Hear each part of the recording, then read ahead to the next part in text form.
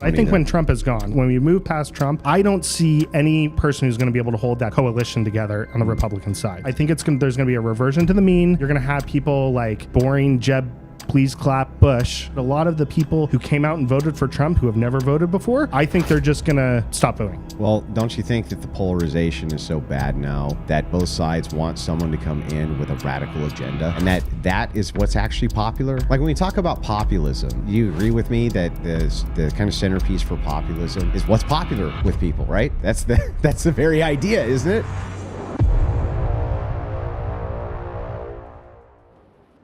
For my next prompt, I would say that Trump and populism has broken the two-party system. Now, we'll start with, this is a really hard one to prove because this is Nostradamus, right? Mm-hmm. This is my crystal ball. But populism itself seems to have broken the backs of both parties. So Democrats are pretty adamantly looking for populists to represent them now. You see a lot more people looking towards Bernie Sanders and people like this. You especially see that on the online left. And then on the right, you can, post-Trump, it's going to be very difficult to run a standard kind of run-of-the-mill right-wing politician. I think populism is gaining enough ground to break both of these systems. I don't think so. I think Trump is lightning in a bottle, man. When he's gone, I don't think no one else is going to step in and fill that void. Yeah, but I mean, I think that's the point. I think that the point is that people will become increasingly dissatisfied with run-of-the-mill politicians post-populism. They really love it. People have been disappointed with run-of-the-mill politicians forever. I would even argue that Democrats love Trump because he's exciting, right? The left really, like during Joe Biden's administration, boring. It was boring. Hey, right? But wasn't it great? I mean, I could go to sleep and like not think about like political stuff for like weeks. Well, it was great. Well, you just didn't care because there wasn't a fascist in office. But the thing is like, no, it's because it wasn't. I think someone tweeting something out at like 3 o'clock in the morning. Yeah, because it was great, right? The thing is that Trump seems to have pushed some type of connection with people, which was missing from politics for a long time. When's the last time you felt connected to a politician?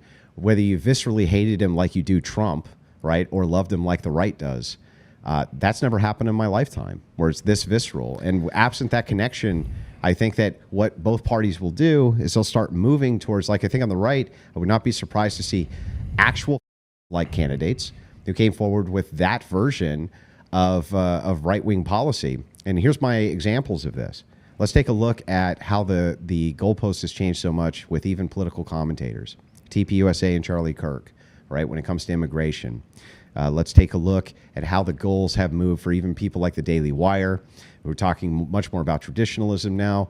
Candace Owen, Tucker Carlson, I mean, you name them, right? Criticizing all of these foreign policies, criticizing the domestic policies in a way that's really moving the goalpost more towards the right. The only way that the left can really do anything about that is to have a populist themselves. I just disagree. I think Trump's populism is founded on him being a celebrity. He was a reality TV show host, and that's like, he understands crowds and how to get good ratings because he's always cared about the ratings, right? And I think when he's gone, I don't think you're going to have somebody else who understands like how to generate those good ratings like Trump. Then why are they looking at the AOCs? Right? She's more of an entertainer than a politician. But she's, I mean, if anything, she's turned more into like an establishment Dem. Yeah, but again, when you say these ideas of like nobody really understands how to grab the ratings, this type of thing, he set a pathway for people to do that, for bombastic people to kind of come forward and start taking over those lines, right? But I think that the two-party uniparty idea that we have been dealing with for years and years and years, which is one party, or I'm sorry, it's two heads, one body, essentially, right? They're more conjoined at the hip than they are oppositional to each other on most topics. I think that this idea of this party, this uniparty, is basically destroyed at this point.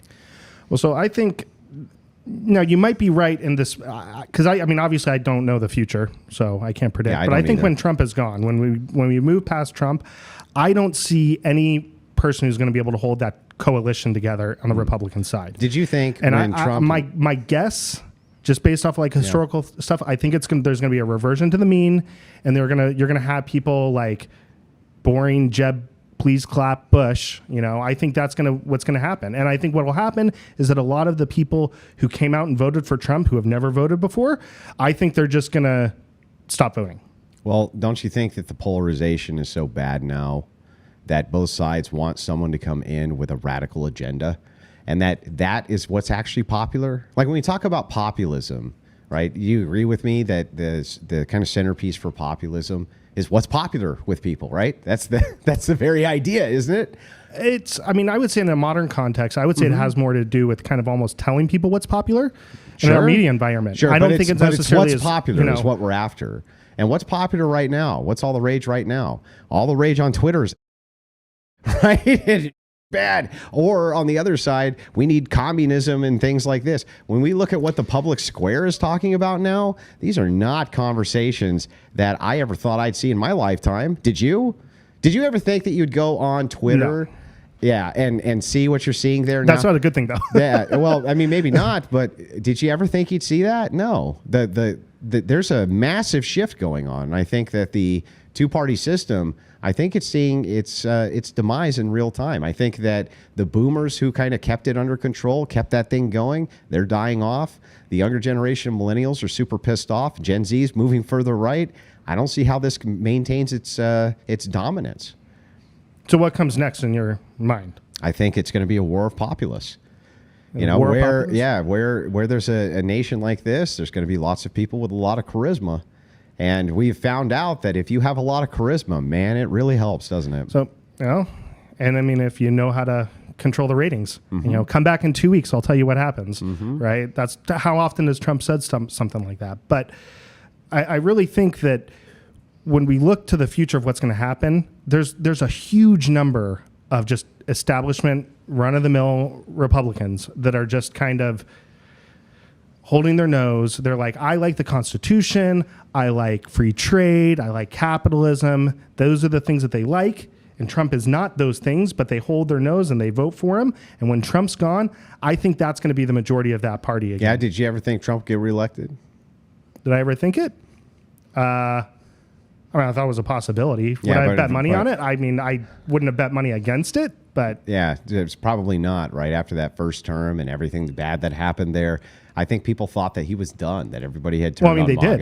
Right? I mean, you watch like Ben Shapiro the next day, so he was like, January 6th was an insurrection. Yeah, Mitch McConnell, that was an insurrection. Yeah, and it's over, right? It's all over, but it wasn't all over. And the thing is that people are so disaffected with the current system that we have, and here's why. So I'll bring it back to the more contentious thing. You lot, all of you progressives, including you, right? You have no solutions to actual problems that we perceive socially except pour degeneracy on it. That's it. Just pour degeneracy on it, right? Whatever it is, more of that degeneracy is going to fix whatever that is. Because of that, the polarization now is revolving around the social societal issues, right?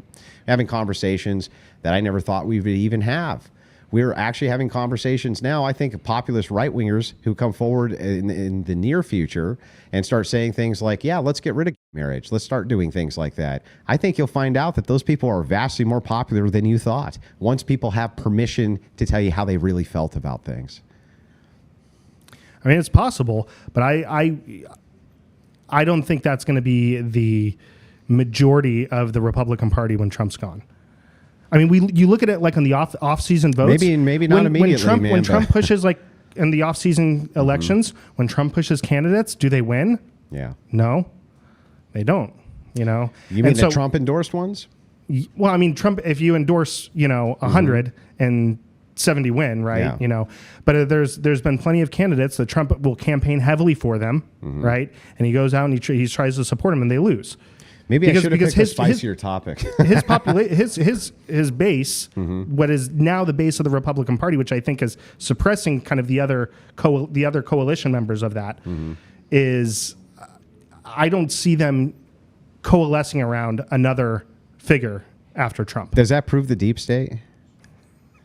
Does it? Does it prove the deep state? Well, Trump is the deep state now, right? He's the deep state? Now he's the deep state, How's man. he the deep state? Because he controls everything. Isn't the deep state a body The friends we made along the of way? unelected officials who've been there forever and ever and ever and ever who affect public policy, even though they were never elected into any office? That's the deep state, right? That's the deep state? That's the deep state. Oh, so when Trump puts all his people in, now...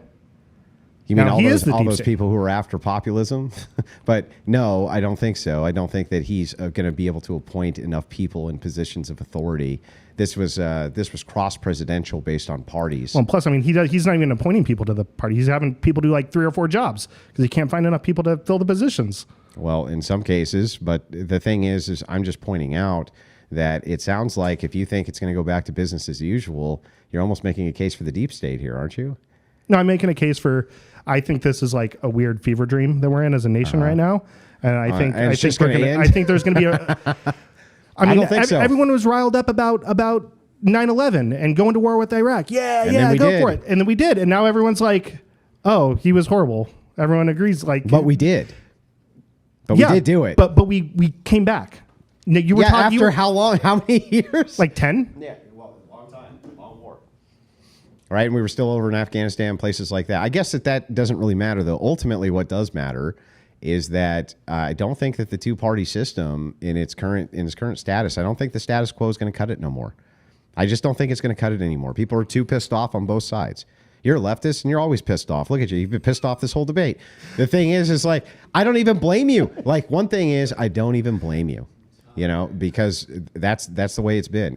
Neither side feels like they're getting what they want, and what they want is they want a populist implementing what they actually are putting him in there to do.